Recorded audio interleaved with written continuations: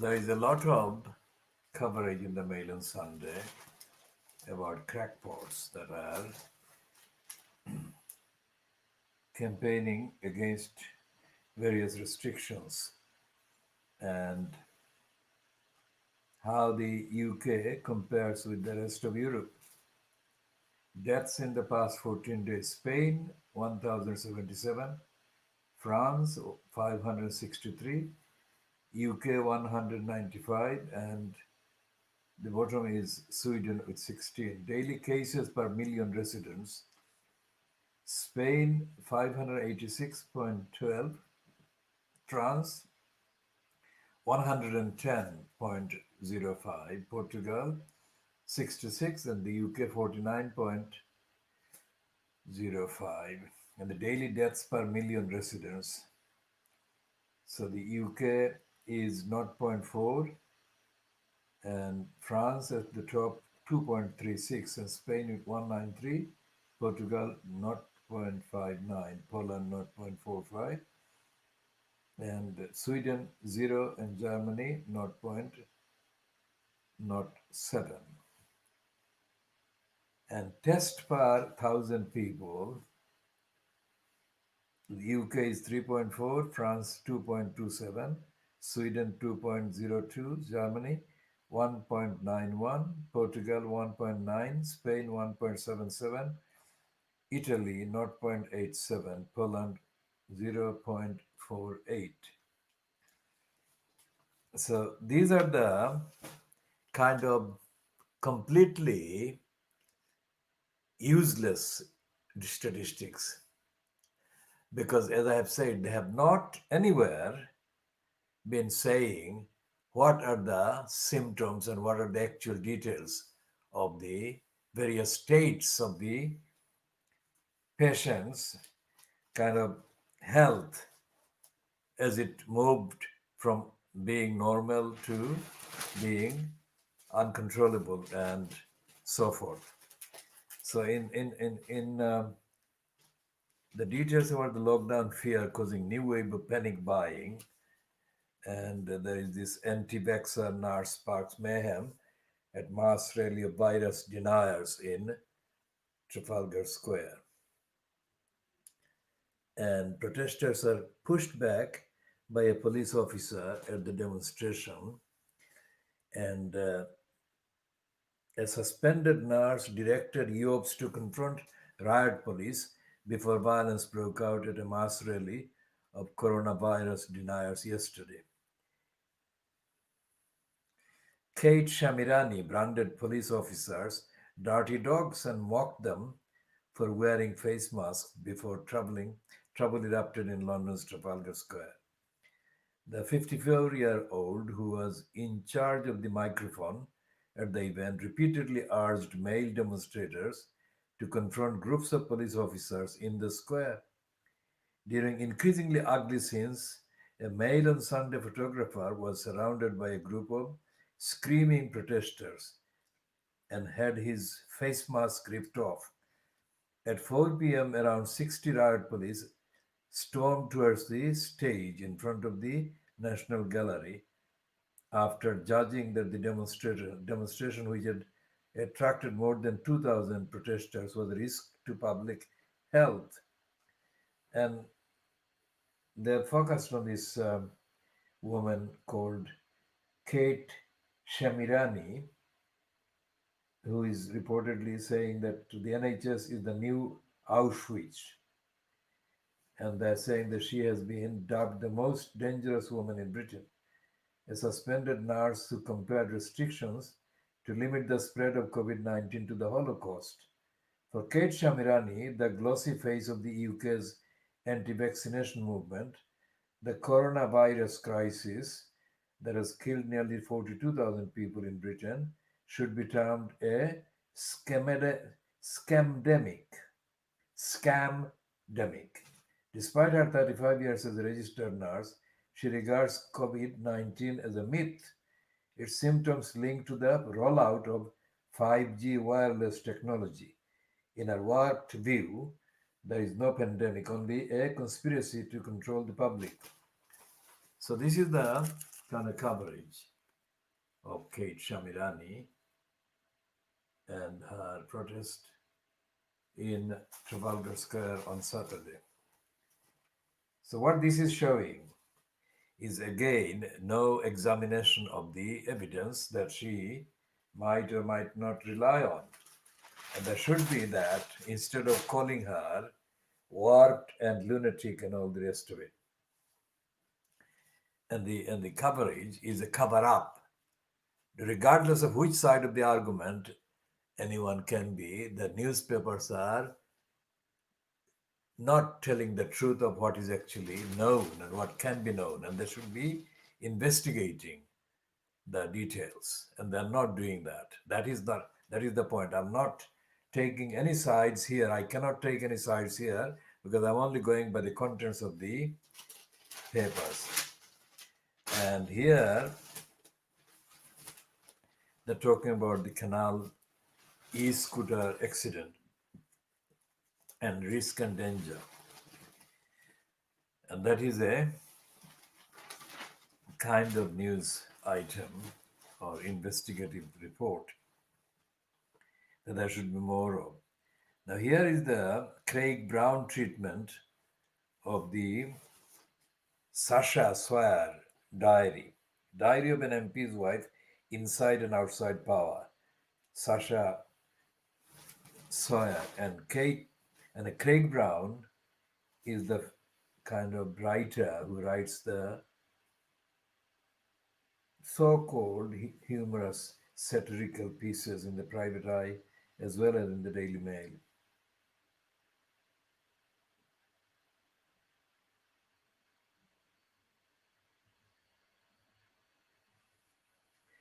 And like all the deadliest diaries, MP's wife Sasha Swear isn't afraid to hurt people's feelings, but it's her gargantuan sense of entitlement which makes her almost oblivious to the comic absurdity of her story that most tickles Britain's finest critics.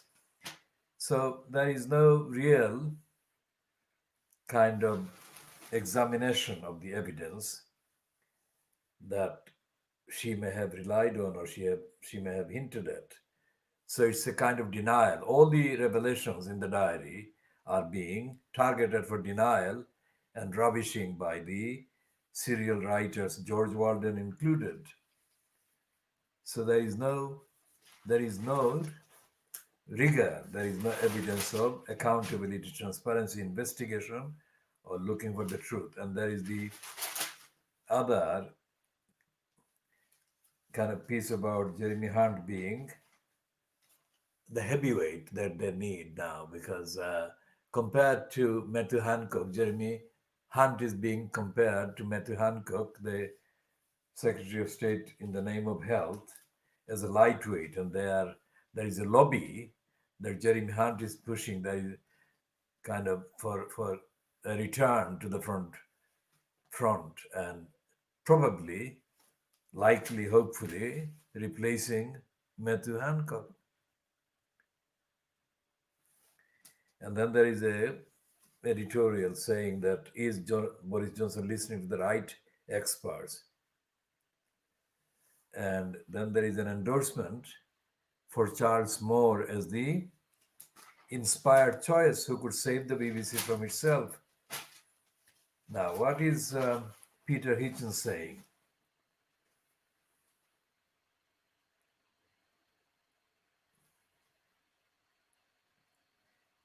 He's saying that, like most sensible residents of Oxford, it seems that he is a resident of Oxford. He has been kept he has kept quiet about what was until recently the most wonderful museum in the world, the Pitt Rivers. Half of its crazy charm came from the fact that hardly anyone could find it during its brief opening hours. And on a silent winter afternoon, it was a dimly lit feast for the imagination and an unbeatable evocation of the era of exploration and wonder. Is it racist? Only two races. A man trapped for a 19th century English estate hardly proclaims the benefits of Western civilization.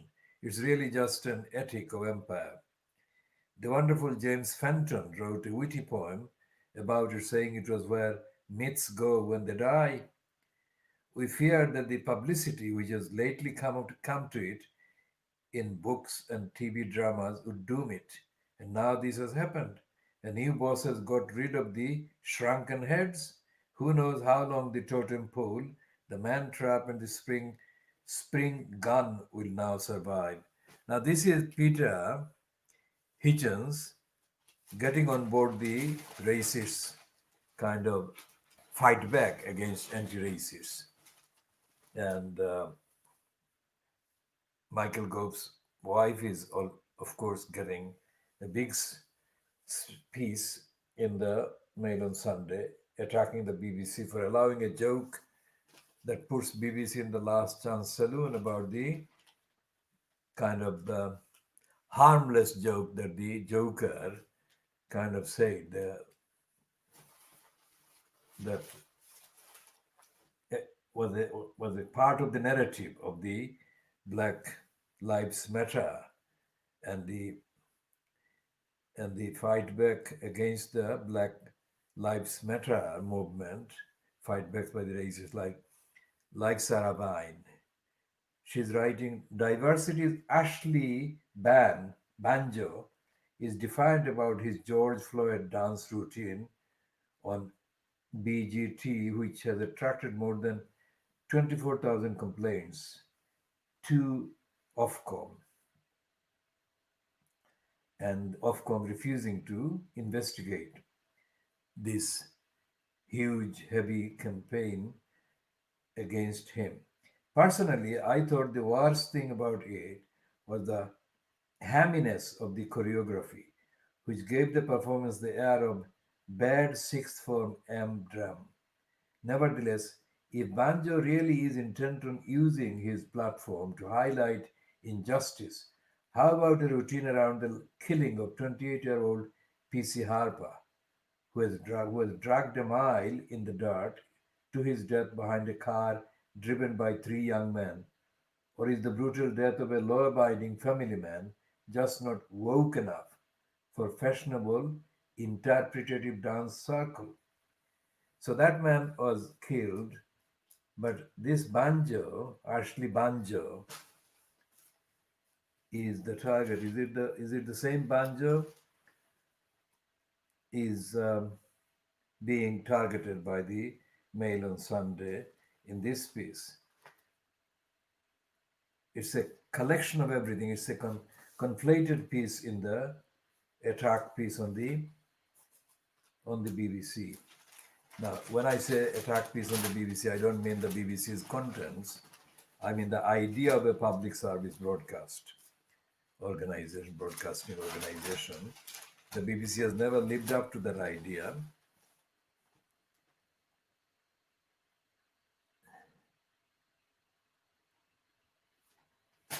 And again, this is the villagers getting together to do the job that the police refused or failed to do.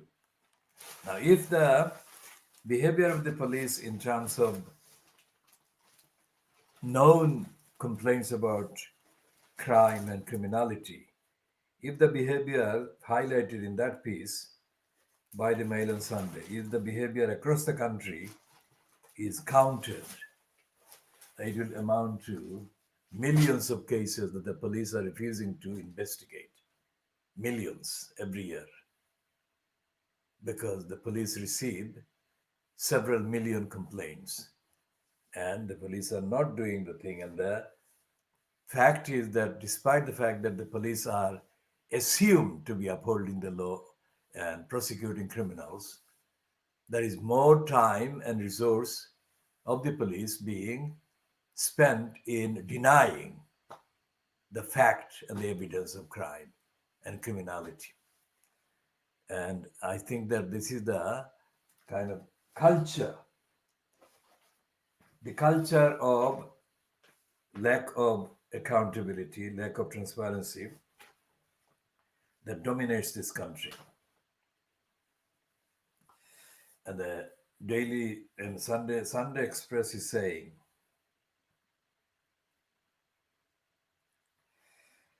that the curfew that is being now promised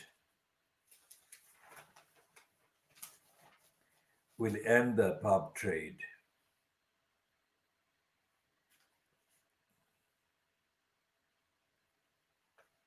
And there is a piece about a lion being saved by a bat.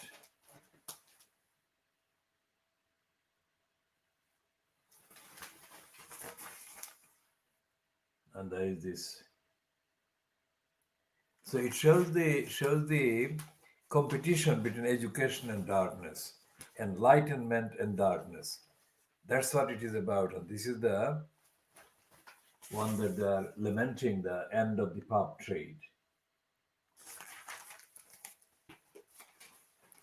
So the curfew and the kind of lockdown and all the other measures, these are all measures that are being taken as knee-jerk steps to compensate for the absence of preparation, absence of accountability, absence of education throughout the whole year, every year.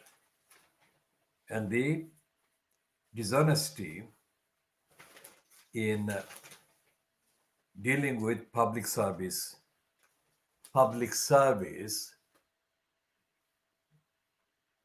obligations and projects, for example, the BBC, the National Health Service, and so-called state schools, comprehensive schools, and the nationalized form of the railway transport. And there is the same Nick Ferrari who has got a spot on the Daily Star on Sunday, who has got a spot here on the Sunday Express. Now, what is the quality that he brings to this?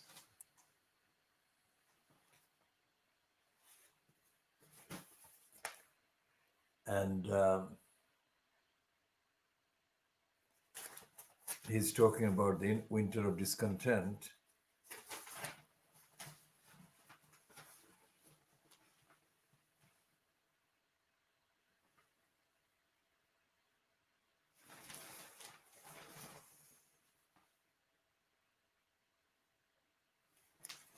And there is the predictable piece about this headline. It's okay if the native and patriotic terror suspects are walking our streets. That's all right.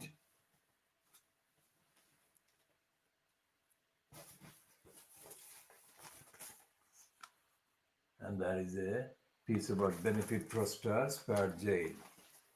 These are exceptional kind of reports. These benefit fraudsters.